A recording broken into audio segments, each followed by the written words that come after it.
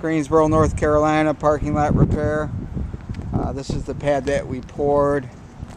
So when they bring the ramp down, the edge of the ramp will sit on the cement and it won't dig a hole.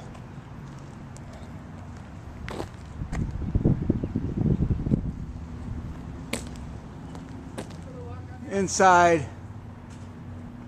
we put all new warehouse lights, 6 of them. All on one switch now.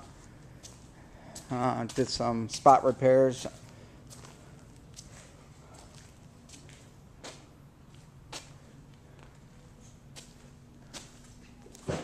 Tyler was here, okayed it, said nice job, appreciates it.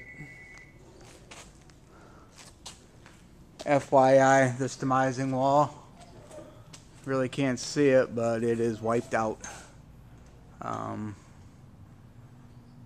So probably something you'll have to address in the future. Every row is right up against the wall.